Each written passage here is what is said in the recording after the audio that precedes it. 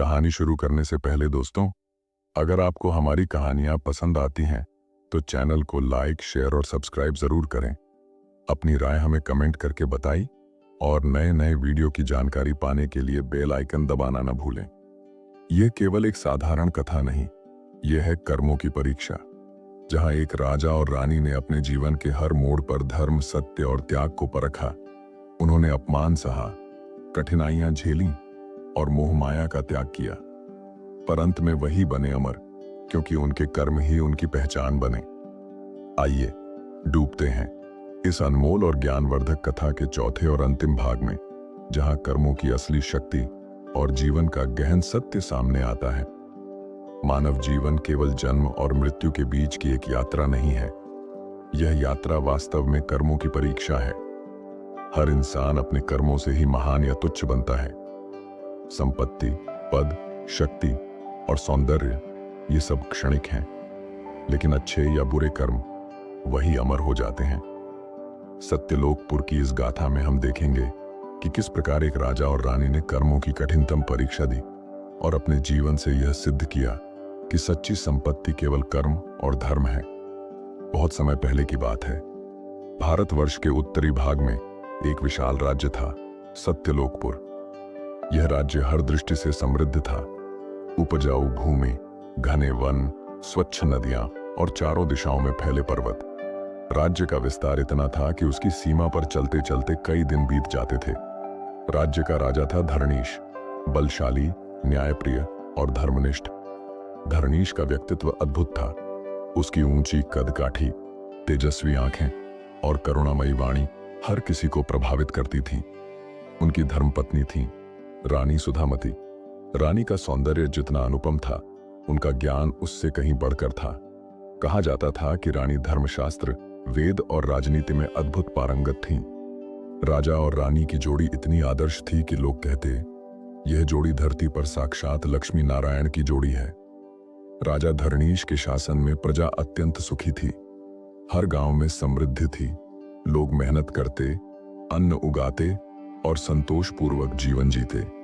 गांवों में गीत नृत्य होते, त्योहारों पर उत्सव मनाए जाते। राजधानी सत्यनगर में विद्वानों की सभाएं होती, जहां दूर दूर से पंडित और कवि आते। सेना बलशाली थी, लेकिन राजा कभी युद्ध की इच्छा नहीं रखते थे। वे कहते, हमारा बल युद्ध करने में नहीं, बल्कि न्याय और शांति स्थापित करने में है। राजमहल में भी भव्यता थी।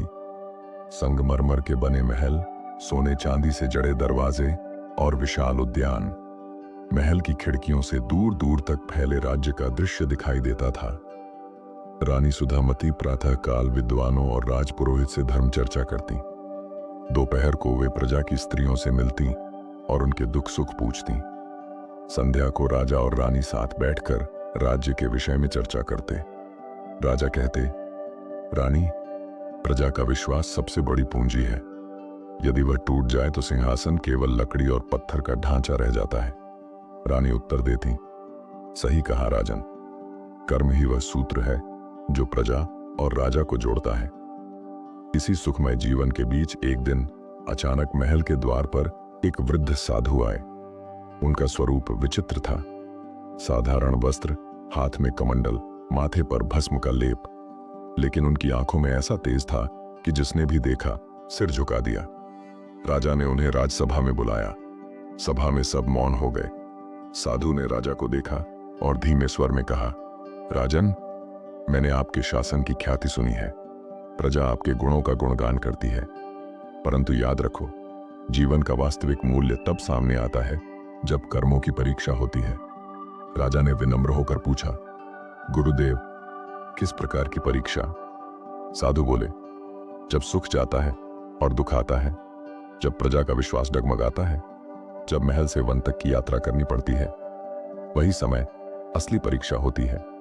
उस समय यदि तुम धर्म और सत्य पर अडिग रहे तो तुम्हारा नाम युगों तक अमर रहेगा।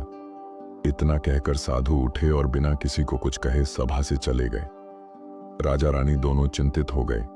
रानी ने धीमे स्वर में कहा, राजन, साधु ने संकेत दिया है, हमें सावधान रहना होगा। साधु के जाने के कुछ ही दिनों बाद राज्य में अजीब घटनाएं होने लगी। पहले पहले तो आकाश में काले बादल छा गए, लेकिन वर्षा नहीं हुई। किसानों की फसलें सूखने लगी, लोग भूख से परेशान होने लगे। फिर अचानक पड़ोसी राज्य मकरपुर ने आक्रमण कर दिया। राजा धरणीश ने सेना के साथ युद्ध किया, लेकिन लगातार 3 महीनों तक चले युद्ध ने राज्य की शक्ति तोड़ दी। युद्ध में कई सैनिक शहीद हो गए और राज्य का खजाना खाली होने लगा। युद्ध हारने के बाद प्रजा में असंतोष फैल गया। लोग राजा को दोष देने लगे। किसी ने कहा, राजा अब हमारे रक्षक नहीं रहे। किसी ने कहा, हमारे पापों का फल यही है कि राज्य पर संकट आया। राजा ने प्रजा को शांत करने के लिए सभा बुलाई। सभा में भारी भीड़ थी। राजा ने गंभीर स्वर में कहा, हे प्रजाजनों, यह सत्य है कि समय कठिन है, परंतु मैं वचन देता हूं कि मैं अपने अंतिम श्वास तक आपके सुख और रक्षा के लिए प्रयत्नशील रहूंगा। यदि आप चाहें तो मैं सिंहासन त्याग दूंगा। सभा में हलचल मच गई। कई लोग राजा की जय जयकार करने लगे, पर कुछ लोग कठोर शब्द बोलने लगे। यदि राजा हमारी रक्षा नहीं कर सकते तो उन्हें गद्दी छोड़नी ही चाहिए। यह सुनकर रानी सुधामती खड़ी हुई। उन्होंने दृढ़ स्वर में कहा, हे प्रजाजनों, संकट में धैर्य ही सबसे बड़ा शस्त्र है। यदि आज आप अपने राजा का साथ छोड़ देंगे तो कल कोई भी राजा आपके लिए प्राण नहीं देगा। याद रखो, कर्म ही मनुष्य का साथी है। हमें इस कठिन घड़ी में एकजुट रहना चाहिए। लेकिन असंतोषित लोगों ने रानी की बात नहीं मानी। राजा ने गहरी सांस ली और कहा, यदि मेरा त्याग राज्य के लिए हितकारी है तो मैं स्वेच्छा से राजमहल छोड़ दूंगा। सभा में सन्नाटा छा गया। राजा और रानी ने राजमहल का त्याग कर दिया। उन्होंने साधारण वस्त्र पहने और बिना किसी सेना या दास दासी के अकेले वन की ओर प्रस्थान किया। राजमहल से निकलते समय प्रजा के कई लोग रो पड़े, परंतु जिन्हें लोभ और क्रोध ने अंधा कर दिया था वे चुप रहे। वन का जीवन अत्यंत कठिन था। राजा और रानी को फलों और कंदमूल पर निर्भर रहना पड़ा। दिन में तेज धूप, रात में ठंडी हवाएं और जंगली पशुओं का डर। लेकिन रानी सुधामती ने कभी धैर्य नहीं खोया। वे हर समय राजा को प्रेरित करती, राजन, यह हमारी कर्मों की परीक्षा है। हमें इस परीक्षा में सफल होना है। एक रात भयंकर तूफान आया। पेड़ टूट गए, बिजली कड़की और तेज हवाओं ने सब कुछ अस्त व्यस्त कर दिया। राजा और रानी एक गुफा में शरण लिए बैठे रहे। राजा ने रानी से कहा, रानी, यदि हम महल में होते तो यह सब सहना न पड़ता। रानी ने मुस्कुराकर उत्तर दिया, राजन, महल का वैभव क्षणिक है, परंतु यह परीक्षा ही हमें सच्चा अनुभव दे रही है। यही हमारे जीवन का वास्तविक धन है। इसी बीच जब राजा और रानी तपस्या जैसे जीवन में जी रहे थे, अचानक वही साधु फिर प्रकट हुए। उन्होंने राजा को देखकर कहा, राजन, आपने पहली सीढ़ी पार कर ली है। आपने महल छोड़ दिया, प्रजा की निंदा सह ली और वन का कठिन जीवन स्वीकार किया। ये सब आपके धैर्य और कर्म की शक्ति को दर्शाता है। राजा ने विनम्र होकर कहा, गुरुदेव, परंतु अभी भी हृदय में दुख है कि प्रजा ने हमें त्याग दिया। साधु बोले, यही तो परीक्षा का पहला चरण है। मनुष्य को पहले अपमान सहना पड़ता है। जो अपमान सहकर भी धर्म के मार्ग पर अडिग रहता है, वही सच्चा विजेता होता है। इतना कहकर साधु वन की गहराइयों में विलीन हो गए। इस प्रकार राजा और रानी ने अपनी कर्म परीक्षा की पहली सीढ़ी पार की। उन्होंने सुख समृद्धि का त्याग किया, प्रजा के आरोप सहन किए, महल छोड़कर वनवास स्वीकार किया, कठिन परिस्थितियों में धैर्य और धर्म बनाए रखा। लेकिन यह तो बस शुरुआत थी। असली परीक्षा अभी बाकी थी। राजा धरणीश और रानी सुधामती अब कई महीनों से वन में रह रहे थे। दिन रात के कठिन संघर्ष ने उन्हें शारीरिक रूप से थका दिया था, लेकिन मानसिक रूप से वे और अधिक दृढ़ होते जा रहे थे। वन का जीवन आसान नहीं था। दिन में धूप से तपते हुए वे छाया ढूंढते, रात को ठंडी हवाओं और जंगली जानवरों के डर से गुफाओं में सोते। कभी कभी भोजन के लिए फल और कंद भी नहीं मिलते, फिर भी दोनों ने कभी शिकायत नहीं की। रानी सुधामती अक्सर कहती, राजन, यह सब हमें तोड़ने नहीं बल्कि गढ़ने के लिए है। सोना तपकर ही कुंदन बनता है, वैसे ही मनुष्य कठिनाइयों से गुजरकर ही सच्चा ज्ञानी बनता है। राजा चुपचाप उनकी बातें सुनते और सोचते, सचमुच मेरी रानी ही मेरी शक्ति है। यदि यह मेरे साथ न होती तो मैं अब तक टूट चुका होता। इस बीच सत्यलोकपुर की स्थिति और बिगड़ने लगी। राजा रानी के जाने के बाद वहां लोभ और लालच ने घर कर लिया। राज्य की बागडोर मंत्रियों और सरदारों के हाथ में आ गई। कई मंत्री प्रजा से कर वसूलने लगे और अपने लिए ऐशो आराम करने लगे। भूख और गरीबी से लोग परेशान हो गए। अब उन्हें समझ में आने लगा कि राजा धरणीश का त्याग वास्तव में उनका दुर्भाग्य था। लोग आपस में बातें करने लगे, हमने अपने सच्चे रक्षक को खो दिया। राजा और रानी निर्दोष थे, असली दोष हमारा था। लेकिन अब पछताने से क्या होता। वनवास में रहते हुए एक दिन राजा और रानी बहुत दूर तक चले गए। वे एक ऐसे क्षेत्र में पहुंचे जहां घना अंधकार छाया हुआ था। पेड़ इतने ऊंचे और घने थे कि सूर्य की किरणें तक भीतर नहीं आती थीं। वहां का वातावरण भयावह था। अचानक उन्होंने देखा कि सामने एक विशाल गुफा है। गुफा से रहस्यमयी धुआं निकल रहा था। रानी बोली, राजन, यह स्थान साधारण नहीं है। यहां अवश्य कोई रहस्य छिपा है। राजा ने साहस करके गुफा में प्रवेश किया। भीतर जाकर देखा तो वहां एक वृद्ध साधक तपस्या कर रहा था। उसके चारों ओर अग्नि की लपटें थीं और ऊपर से पानी टपक रहा था, परंतु साधक समाधि में लीन था। राजा और रानी ने उन्हें प्रणाम किया। धीरे धीरे साधक ने आंखें खोली। साधक ने मुस्कुराकर कहा, राजन, तुमने संसार का सुख छोड़कर कठिनाई स्वीकार की है। यह तुम्हारी कर्म यात्रा का दूसरा चरण है। लेकिन याद रखो, परीक्षा अभी पूरी नहीं हुई है। राजा ने विनम्र होकर पूछा, गुरुदेव, और कैसी परीक्षा शेष है?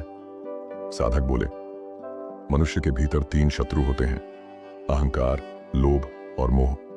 जब तक ये नष्ट न हो तब तक सच्चा धर्म प्राप्त नहीं होता। तुम्हें इन तीनों से युद्ध करना होगा।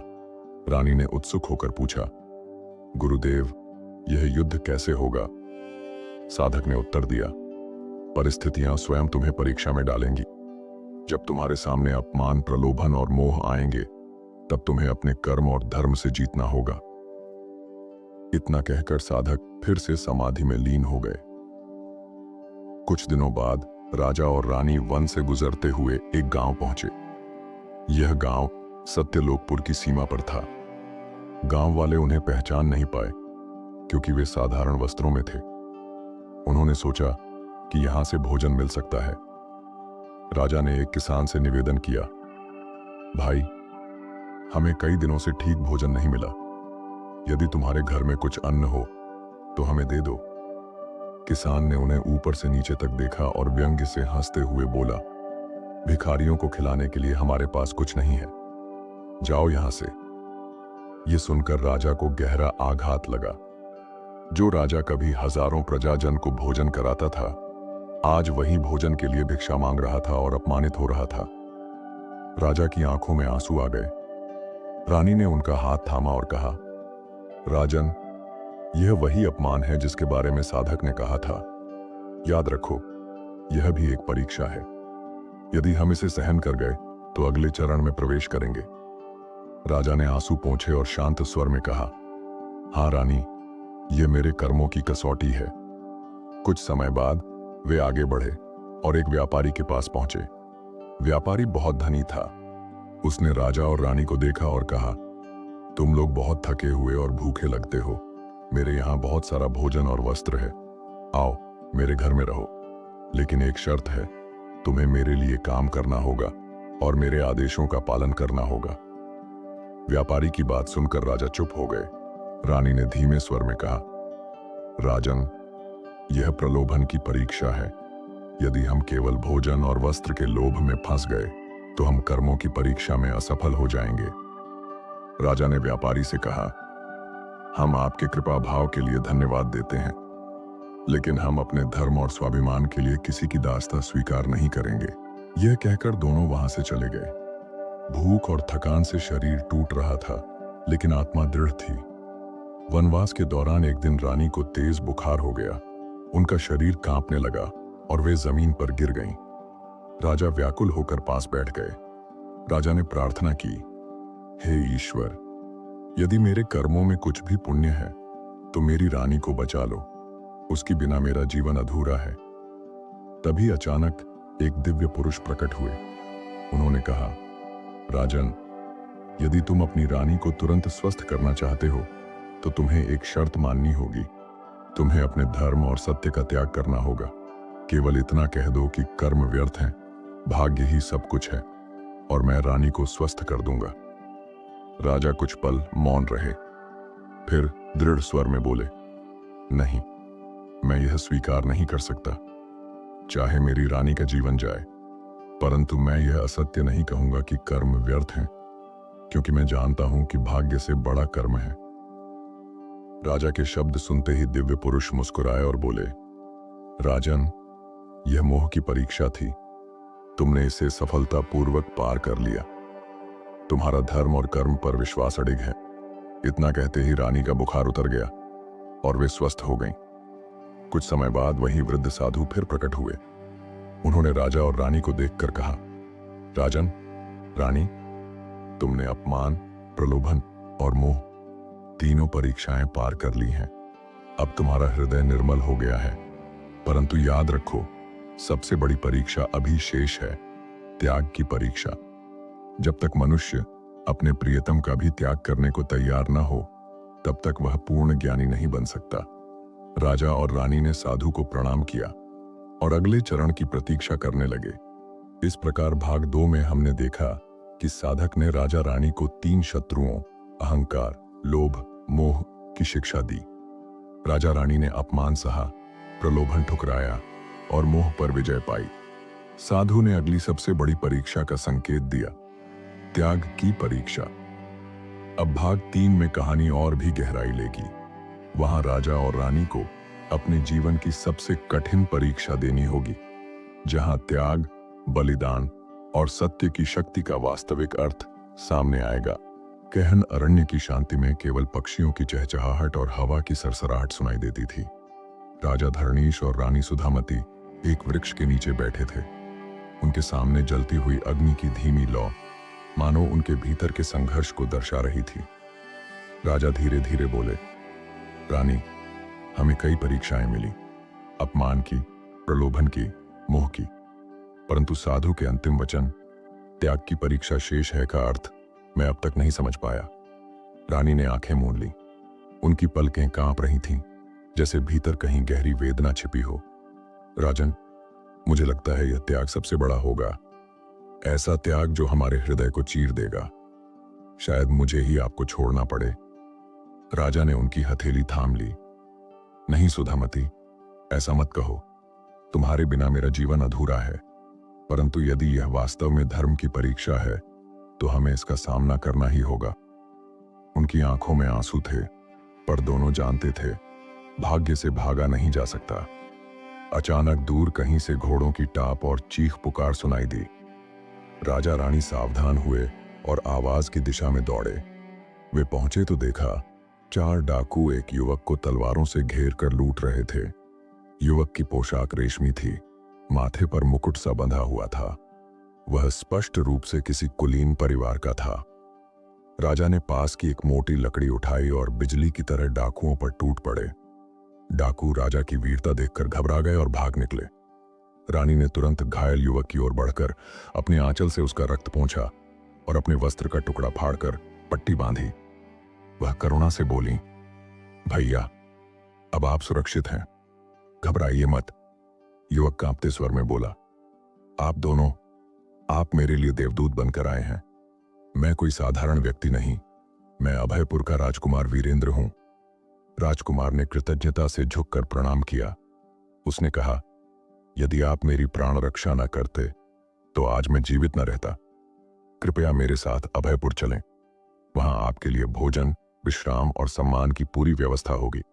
राजा ने कहा, राजकुमार, हम साधारण यात्री हैं, हमें किसी वैभव की आवश्यकता नहीं। पर रानी ने धीरे से कहा, राजन, यह भी शायद ईश्वर की इच्छा हो।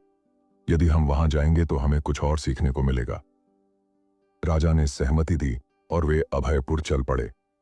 अभयपुर पहुंचते ही राजा रानी ने देखा, सोने चांदी से सजा महल, झरनों की तरह बहते फव्वारे और चमकदार सड़कों पर भीड़ का उत्साह। राजकुमार ने उनका परिचय अपने मंत्रियों और दरबारियों से कराया। सब उनकी सादगी और गरिमा देखकर आश्चर्यचकित थे। दरबार में राजा धरणीश की गंभीरता और रानी सुधामती की वाणी ने सबका मन मोह लिया। लोग फुसफुसाने लगे, ये कौन है? इनकी आंखों में अजीब सा तेज है, मानो कोई साधारण व्यक्ति नहीं बल्कि देवत्व से भरे हों। राजकुमार वीरेंद्र धीरे धीरे रानी की ओर आकृष्ट होने लगा। वह उनसे धर्म, नीति और समाज पर प्रश्न करता और रानी बड़ी धैर्य और बुद्धि से उत्तर देती। एक दिन राजकुमार ने उनके सामने कहा, रानी, आपके सौंदर्य और करुणा से पूरा अभयपुर मोहित है। मुझे लगता है आप इस राज्य की रानी बनने के लिए बनी हैं। रानी चौंक उठी। उन्होंने दृढ़ स्वर में कहा, राजकुमार, मैं पहले से ही रानी हूं और मेरे स्वामी जीवित हैं। आप ऐसी बातें ना करें। राजकुमार मुस्कुराया, पर उसके भीतर की चाह बुझी नहीं। कुछ दिन बाद उसने साहस करके राजा धरणीश से कहा, राजन, कृपया आप बुरा न माने। आपकी धर्मपत्नी का तेज और गुण असाधारण है। मैं उनसे विवाह करना चाहता हूं। वे मेरी रानी बनेंगी तो अभयपुर स्वर्ग बन जाएगा।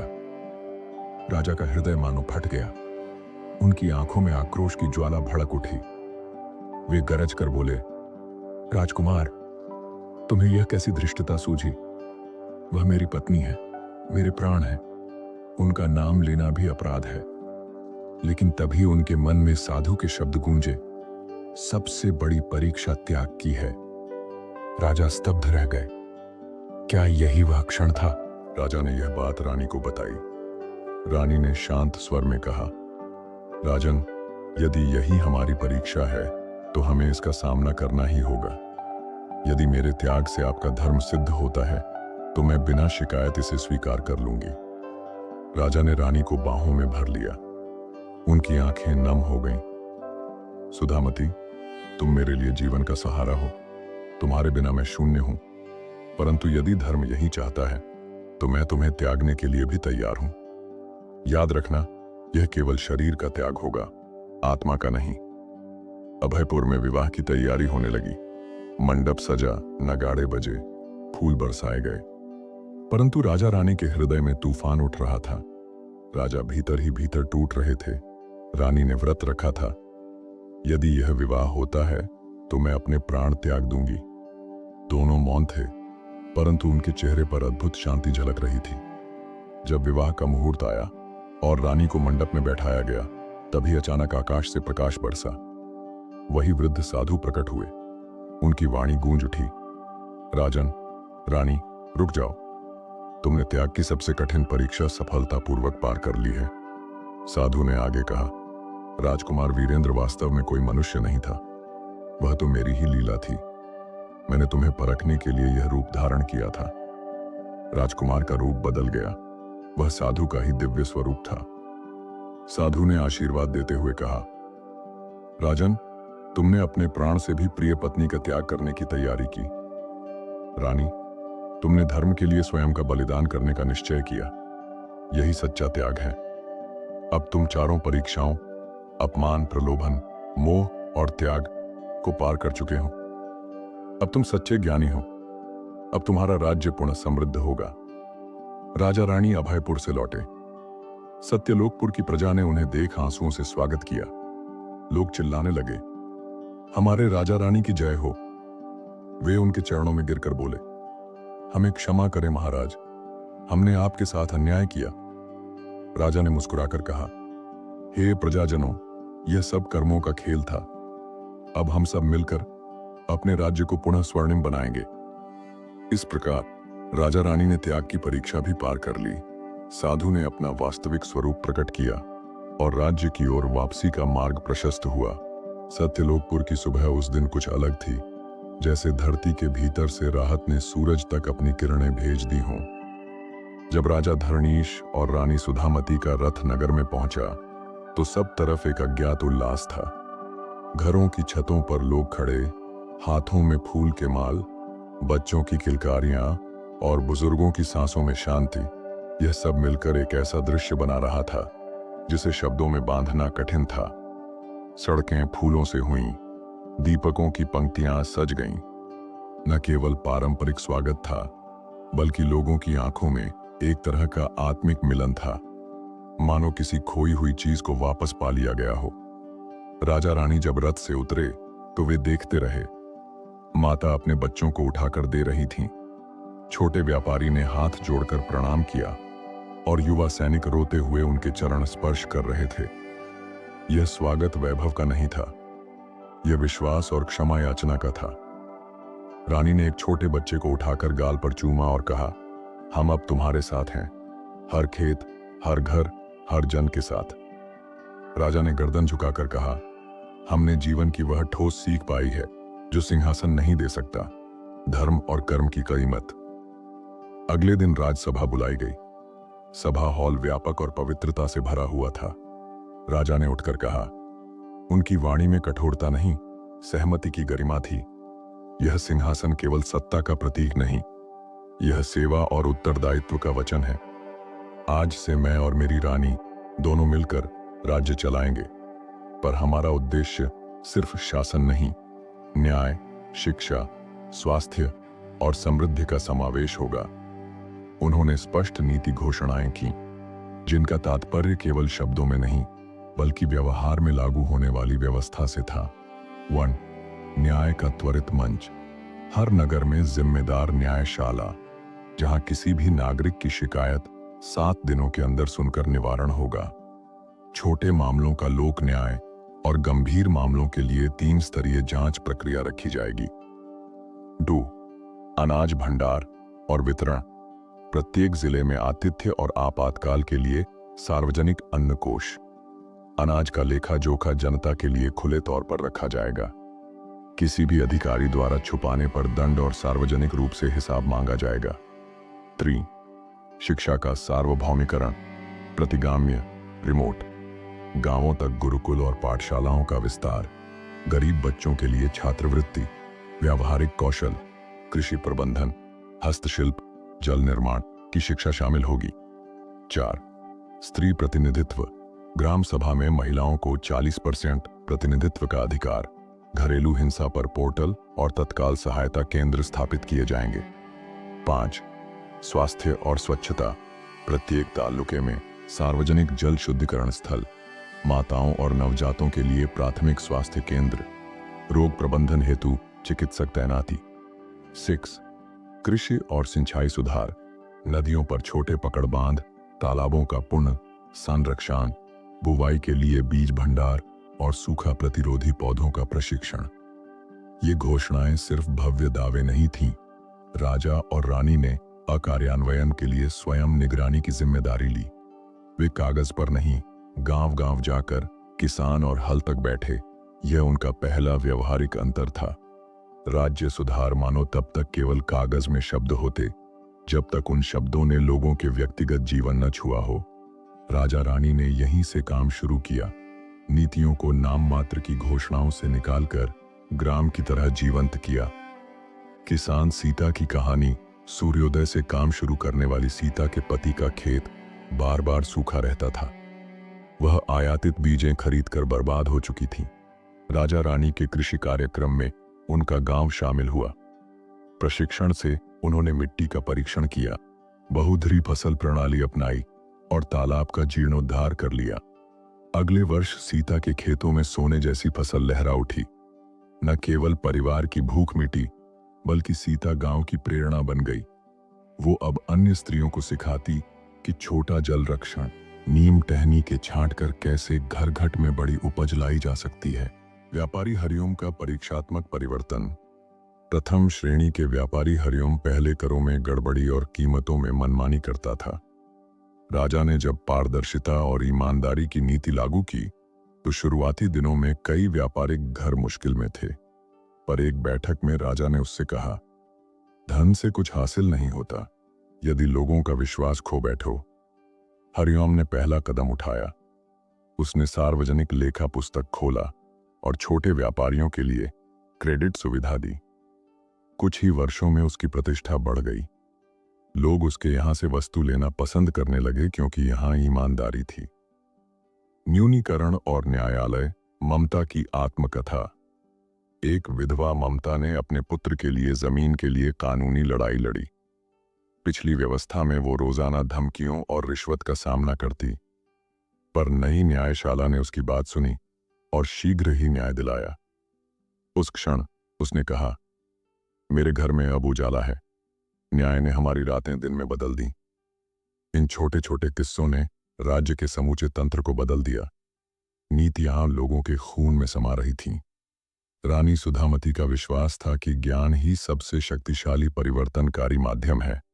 उन्होंने शिक्षा में परंपरागत ग्रंथों के साथ साथ व्यावहारिक ज्ञान और नैतिक शिक्षा को जोड़ने पर जोर दिया।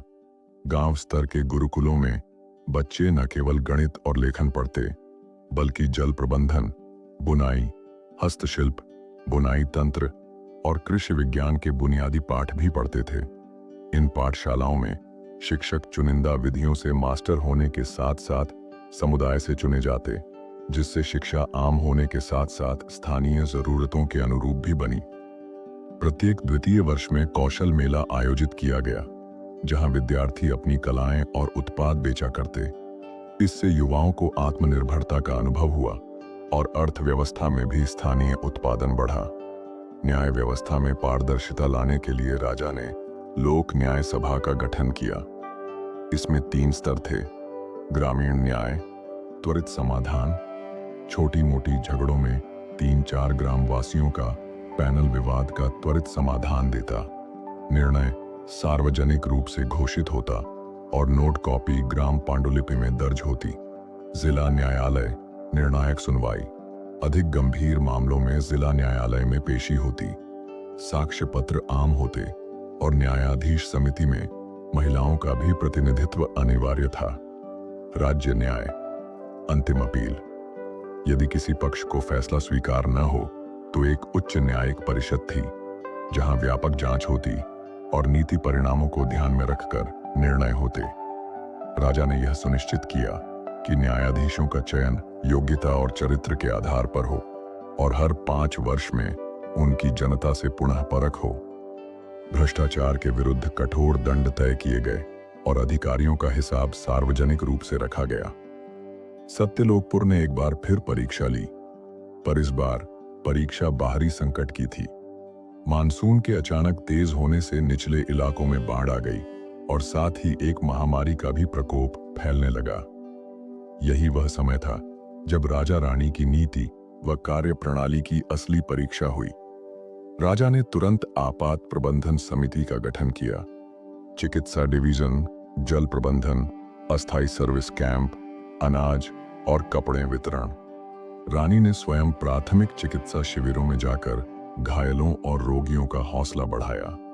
शहरी ग्रामीण स्वयंसेवकों ने मिलकर बचाव कार्य किए और यहीं दिखा कि छोटे छोटे सुधार किस प्रकार बड़े संकट में अमूल्य सिद्ध हुए। एक गांव में एक शिवालय के पास किसानों ने अनाज बचाकर रखा था, पर कुछ भ्रष्ट अफसरों ने इसे जब्त कर लिया था। जनता की शिकायत पर तत्काल जांच हुई, दोषी पकड़े गए और ग्राम वालों को अनाज लौटा दिया गया। यह कार्रवाई जनता के विश्वास को और अधिक पुख्ता कर गई। इसी समय एक छोटी नीति नया चरित्र दिखलाई।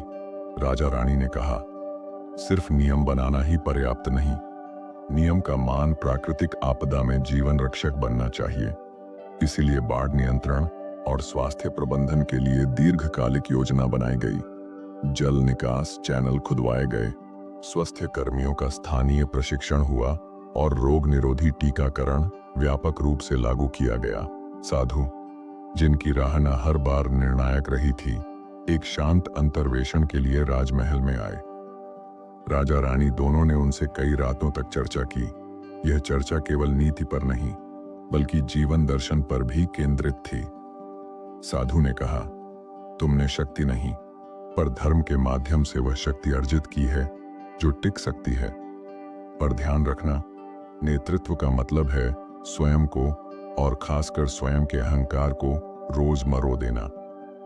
जब तुम न्याय करते हो तो यह मत सोचो कि तुमने ऊपर से कुछ दिया, बल्कि समझो कि तुम अपने कर्तव्य का निर्वाह कर रहे हो और यही असली पुण्य है। रानी ने पूछा, क्या त्याग का यही सर्वोच्च अर्थ है कि हम प्रिय वस्तु भी छोड़ दें? साधु मुस्कुराए और बोले, त्याग का अर्थ सिर्फ देने में नहीं बल्कि अनासक्ति में है, दिल से लगाने और फिर परिणाम पर निर्भर न रहने में। जब राजा वस्तुओं और प्रतिष्ठा के बंधन से मुक्त हो जाता है तभी वह वास्तविक रूप से सामर्थ्यवान बनता है। राजा ने धीरे से कहा, पर जब निर्णय आम जनता के कल्याण के लिए कठोर हों तो मन में यथार्थ पीड़ा होती है। साधु ने उत्तर दिया, पीड़ा होना सामान्य है, परंतु यदि तुम्हारा निर्णय सत्य और धर्म पर आधारित है तो पीड़ा एक पारगमन होगी और काल यह तय करेगा कि किसका मार्ग सही था। यह संवाद राजा रानी के लिए मार्गदर्शक बना। नीति और मानवीयता के बीच संतुलन कैसे रखा जाए, यह उन्होंने इसी में जाना। समय की धुंध में राजा रानी की आयु बढ़ती गई। उनके लिए राज्य का कार्यभार भी अब अधिक थकाऊ नहीं रहा। वे चाहते थे कि युवा सशक्त नेतृत्व आए, पर वे यह सुनिश्चित करना चाहते थे कि नया नेतृत्व धर्म, नीति और जनहित के आदर्शों पर रहे। उनके पुत्र राजकुमार अमोल बचपन से ही रानी की शिक्षाओं और राजा की प्रशासनिक गहराई का विद्यार्थी था। उसने गांवों में स्वयं समय बिताया, किसानों के साथ हल चलाया, अस्पतालों में दवाइयों की गिनती की और गुरुकुलों में पढ़ाया। राजा रानी ने देखा कि वह केवल सिंहासन का वारिस नहीं बल्कि जिम्मेदारी का प्रत्याभूति है। एक सार्वजनिक समारोह में राजा ने घोषणा की, अब हमारा शासन संतुलित रूप से पुत्र के नेतृत्व में जाएगा, पर मैं और सुधामती सदैव सलाह की मुद्रा में रहेंगे। यह हस्तांतरण केवल औपचारिकता नहीं था। युवा प्रशासन ने तत्काल नए सुधार लिए। भूमि लाभ की पारदर्शी नीति, कर्ज छूट कार्यक्रम छोटे कर्जदारों के लिए और कला व विज्ञान के छात्रवृत्तियों का विस्तार। कई वर्षों के बाद जब राज्य स्थिरता, समृद्धि और संस्कारों से परिपूर्ण हुआ, राजा रानी ने निर्णय किया कि अब वे शासन से धीरे धीरे पीछे हटेंगे। यह पीछे हटना भागना नहीं था, यह एक और परीक्षा थी। कौन किस अंश का त्याग कर सकता है जिसमें वे स्वयं अग्रणी बने। उन्होंने राज्य को औपचारिक रूप से पुत्र को सौंप दिया और अपने जीवन का शेष समय साधना, समाज सेवा और गुरु शिष्य परंपरा को समर्पित करने का निर्णय लिया। उन दिनों वे अक्सर आश्रमों में जाते, बीमारों की सेवा करते, बच्चों को शिक्षा देते और युवाओं को नेतृत्व की बारीकियां समझाते। उनकी संन्यास यात्रा में भी राजगौरव नहीं था। वे साधारण वस्त्रों में रहे, जनता के बीच मिलते रहे और उस जीवन का उदाहरण देते रहे जो उन्होंने सिखाया, कर्म, त्याग, करुणा और दायित्व। जब उनका देह काल पूर्ण हुआ तो सत्यलोकपुर ने उन्हें विदा किया, पर अलबत्ता यह विदाई शोक नहीं बल्कि अत्यंत श्रद्धालु समर्पण थी। लोगों ने फूल और गीतों से उन्हें विदा किया और उनका नाम पीढ़ियों तक गूंजता रहा। मंदिरों में उनकी प्रतिमाएं स्थापित हुईं, पर वे प्रतिमाएं मर्म की थीं, ना कि मूर्तियां। उनकी विरासत केवल शासन नीति नहीं थी, यह एक सामाजिक संस्कार था जहां प्रत्येक व्यक्ति का कर्तव्य धर्म था और समाज का आधार विश्वास और सहयोग था। उनके नाम पर हर वर्ष सत्य उत्सव मनाया गया, जहां गांव-गांव से लोग आते, अपने अनुभव बांटते और नई पीढ़ी को यह सिखाते कि कर्म ही भाग्य है। इस चार भागीय गाथा का निचोड़ सरल है पर गहरा भी। कर्म, किसी भी व्यक्ति की वास्तविक पहचान उसके कर्मों से बनती है। सांसारिक वैभव क्षणिक है, कर्म अमर हैं। त्याग, त्याग का अर्थ केवल वस्तु का बलिदान नहीं, यह आत्मीय अनासक्ति है, वह गुण जिससे मनुष्य अपने अहंकार को पीछे छोड़ सकता है। धर्म, जीवन का मार्ग वही है जो समाज और आत्मा दोनों को उन्नत करे। सत्ता तभी मूल्यवान है जब वह न्याय और परोपकार के लिए हो। नेतृत्व, सच्चा नेतृत्व वह है जो खुद को केंद्र में न रखे बल्कि समाज के लिए मार्ग प्रशस्त करे।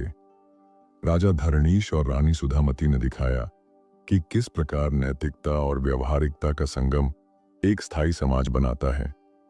एक ऐसा समाज जो न केवल काल की चुनौतियों का सामना कर सके बल्कि आने वाली पीढ़ियों को भी सही मार्ग दिखा सके। कथा समाप्त नहीं होती, यह जीवन में प्रतिध्वनित होती है। सत्यलोकपुर की गाथा हमें आह्वान करती है कि हम अपने अपने जीवन में छोटे छोटे कर्मों का महत्व समझें। अपमान सहने की धीरज, प्रलोभन का परित्याग, मोह से ऊपर उठना और त्याग की शक्ति को अपनाएं। यदि आप इस कथा को वीडियो में उतारने जा रहे हैं तो हर दृश्य में इन मूल्यों को जीवंत रखें और दर्शक न केवल कहानी सुने बल्कि उससे प्रेरित हों। यही राजा रानी का सच्चा उपहार रहेगा, प्रेरणा जो पीढ़ी दर पीढ़ी संचारित होती रहे। तो दोस्तों, यह थी कर्मों की परीक्षा, राजा और रानी की अनमोल विज्ञानवर्धक कहानी का चौथा और अंतिम भाग। इस कथा ने हमें सिखाया कि कर्म ही भाग्य है, धर्म ही सच्चा मार्ग है और त्याग ही सबसे बड़ी जीत है। अगर आपको यह कहानी पसंद आई हो तो इसे लाइक करें, अपने दोस्तों और परिवार के साथ शेयर करें और हमारी नई नई कहानियां देखने के लिए चैनल को सब्सक्राइब करना न भूलें। आपकी राय हमारे लिए अनमोल है, तो नीचे कमेंट करके जरूर बताइए कि इस कहानी से आपने क्या सीखा। और हाँ दोस्तों, नई वीडियो की सूचना सबसे पहले पाने के लिए बेल आइकन दबाना बिल्कुल मत भूलिएगा। हम जल्द ही फिर मिलेंगे एक और प्रेरणादायक और ज्ञानवर्धक कहानी के साथ। तब तक के लिए नमस्कार।